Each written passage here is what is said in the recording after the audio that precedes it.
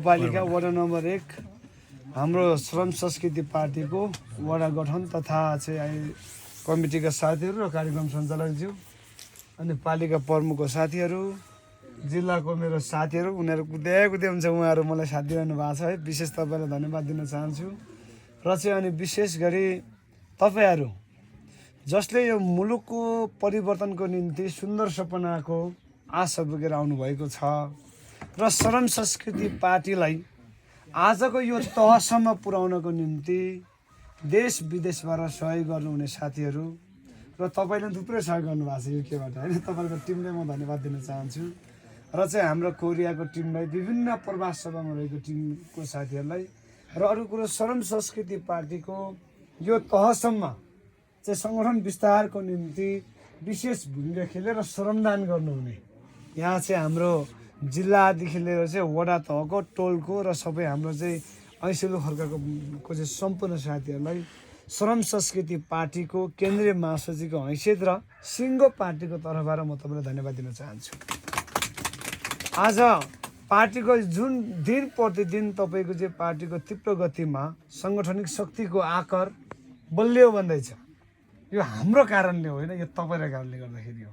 त्यही कारणले गर्दाखेरि तपाईँहरूलाई म विशेष धन्यवाद दिन चाहन्छु र आज म चाहिँ एउटा उम्मेदवार बनेर आइरहँदाखेरि तपाईँहरूको गाउँमा आइपुगेँ तपाईँहरूसँग भेट्न आइयो साह्रै गजब लागेको छ यहाँको बसाइ अनि तपाईँहरूको उपस्थिति कता कता हिँडेर आउनुभयो होला है अब कति काम धन्दा छ काम छोडेर आउनु भएको छ सबैलाई म धन्यवाद दिन चाहन्छु र यसपालिको उम्मेदवार दिँदै गर्दाखेरि दाइले भन्नुभयो थोरै मेरो ब्याकग्राउन्डबाट म सुरु गर्छु। म राजनीति गरेको 17 वर्षबाट अहिले 30 वर्ष भएँ। मैले विभिन्न किसिमको चाहिँ सामाजिक अभियान त बनेर सामाजिक रूपमा थुप्रै कामहरू गरेको छु।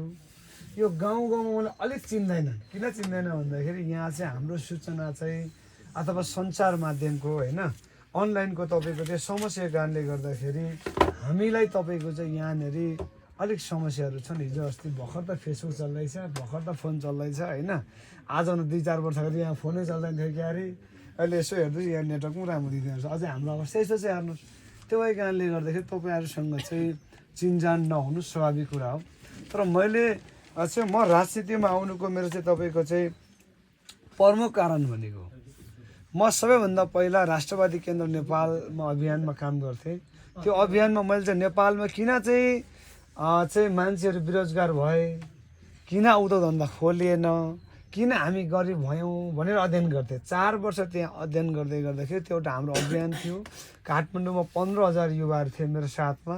त्यो 15,000 युवाहरूको म केन्द्रीय उपाध्यक्ष र त्यो सिङ्गो अभियानको म केन्द्रीय सदस्य थिएँ। त्यस पछाडि तपाईँ त्यसमा 4 वर्ष काम गरिसके पछाडि धर्म जाति क्षेत्र पार्टीभन्दा माथि उठेर काम गर्ने राष्ट्रको लागि भन्ने अभियान थियो।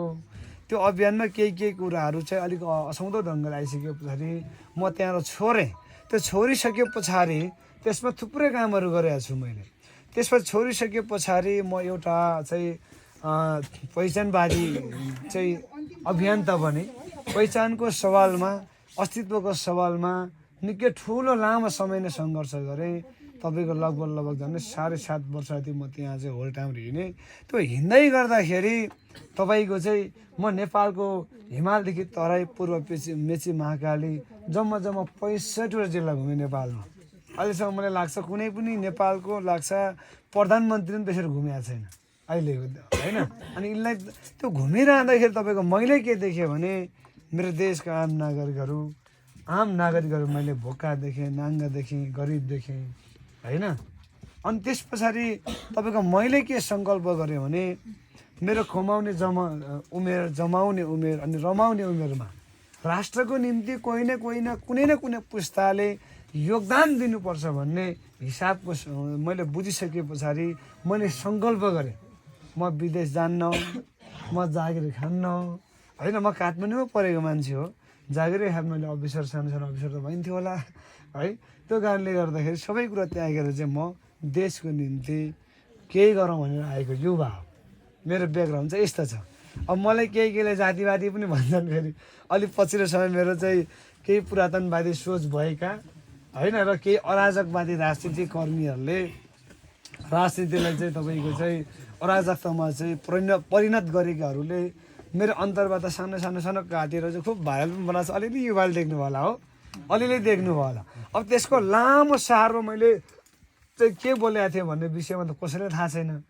मैले त्यहाँ के बोलेको थिएँ भने जन्मिँदा कोही सूत्र अछुत हुँदैन, जन्मिँदा कोही उच्च निच हुँदैन, मान्छे जन्मले हिन्दू मुस्लिम क्रिस्चियन बुद्धिस्ट किराँत कोही हुँदैन, मान्छे जन्मिँदा मान्छे जन्मिने हो, मान्छेले मान्छे विभेद नगरौँ भनेको थिएँ त्यसको अगाडिको सारहरूमा। अनि मैले मोटामोटी अहिलेसम्म 1000 जति अन्तर्वार्ता होला मेरो। नेसनल मेन स्ट्रिम मिडियादेखि लोकल मिडिया थुप्रै ठाउँमा मैले संवादहरू गरेको छु। मैले चाहिँ 200-400वटा कार्यक्रममा मैले सहभागिता चाहिँ जनाएको छु नेपालको विभिन्न जिल्लामा गएर। त्यो गरिरहँदाखेरि मैले के देखेँ भने मान्छे मान्छे बिचमा दासतत्वको विचार देखेँ क्या। वर्गको नाममा, धर्मको नाममा, जातको नाममा, क्षेत्रको नाममा, लिङ्गको नाममा विभेद देखिसके पछाडि विभेद हुनुहुन्न, हामी मान्छे बनाऊँ भने हो। त्यो भन्दाखेरि मलाई जातिवादी भन्छन्। अब मेरो थोरै तपाईँहरूलाई म चाहिँ सरी भन्न चाहन्छु। धेरैले चाहिँ मेरो चाहिँ ब्याकग्राउन्ड तपाईँलाई थाहै छैन। म तपाईँको चाहिँ आफै उदारवादी व्यक्ति हो। अब मलाई जातिवादी भन्छन्। तपाईँको मैले चाहिँ यहाँलाई खोलेर एउटा कुरा भन्नुपर्ने भयो। आज तपाईँको चाहिँ मेरो ब्याकग्राउन्ड बदल्दै गर्दाखेरि मैले दलित परिवारसँग दलित भन्नु रुचाउनु उसँग बिहे गरेको छु। बिहे गर्दै गर्दाखेरि तपाईँको धेरै मान्छेले चाहिँ म माथि चाहिँ विभेद पनि गरे। विभेद गर्दाखेरि मैले के सोचेँ भने जीवनमा मैले दलितसँग सम्बन्ध गाँच्दाखेरि यति चाहिँ म माथि तपाईँको चाहिँ विभेद भयो भने ऊ जिन्दगीभरि दलित हुँदाखेरि कति पीडा होला, हो कि होइन? त्यो भए कारणले गर्दाखेरि म समानताको समाज निर्माण गर्नुपर्छ भन्ने मेरो बुझाइ। हामी माथि फेरि विभेद त छैन। यसो जिल्लातिर गयो भने कुनै काम गर्नु गयो भने अनुहारै हेरेर विभेद गरिहाल्छन्। त्यो भए कारणले विभेद हुनुहुन्न भन्ने मेरो बुझाइ हो। मान्छे जन्मिँदा कहाँ जन्मिन्छ थाहा छैन, सबैलाई थाहा छैन होइन र? मान्छे कोही तपाईँको मैले भने चाहिँ कोही ठुलो कोही सानोबाट जन्मिन्छ जन्मिँदैन होइन। त्यो कारणले गर्दाखेरि हामी मान्छे बन्नुपर्छ, मानव बनाऊ, सबैले सबैलाई सम्मान गरौँ भन्ने मेरो इतिहास हो, अहिलेसम्मको मेरो बुझाइ हो अनि मेरो सङ्घर्ष हो। आदरणीय अब दाजुभाइ दिदीबहिनीहरू, यसो भन्दै गर्दाखेरि यो देशमा समानताको समाज निर्माण गर्छु भन्दाखेरि यहाँ हामीले यहाँ भनेको पनि छौँ समतामूलक समाज निर्माण गर्नुपर्छ भने आयो। यो समतामूलक समाज भनेको चाहिँ को धनी को गरिब, धनको आधारमा कसैले वर्गमा विभेद नगरौँ भन्ने नै हो। जातको आधारमा, धर्मको नाममा सबैले विभेद नगरौँ। हामी सबै नेपाली, साझा नेपाली, सबै नेपाली मिलेर चाहिँ बस्नुपर्छ भन्ने हाम्रो अभियान हो।